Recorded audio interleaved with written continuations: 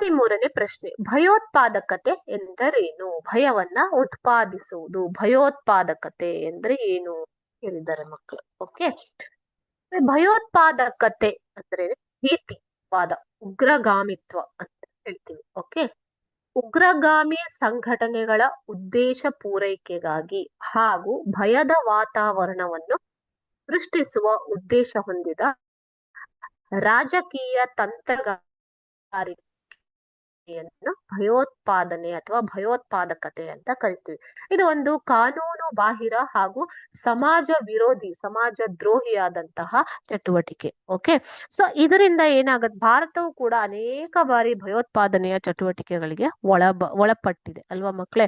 So ಜಗತ್ತಿನಾದ್ಯಂತ ಭಯೋತ್ಪಾದಕತೆ ಈಗ ಪಸರಿಸಿರುವಂತದ್ದು.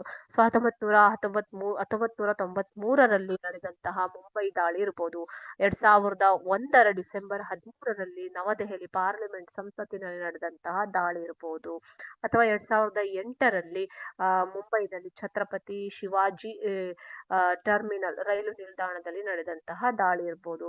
ಅದೇ ರೀತಿ ಹೈದರಾಬಾದ್, ಚೆನ್ನೈ, ಬೆಂಗಳೂರು, ಗಯಾ, ಅಕ್ಷರಧಾಮ ಎಲ್ಲ ಕಡೆ ಭಯೋತ್ಪಾದನೆ ಚಟುವಟಿಕೆಗಳು ನಡೆದಿರುವಂತದ್ದು. ಓಕೆನಾ. ಭಾರತ ಭಯೋತ್ಪಾದನೆ ಮೊದಲಿನಿಂದಲೂ ವಿರೋಧಿಸ್ತಾ ಬಂದಿದೆ.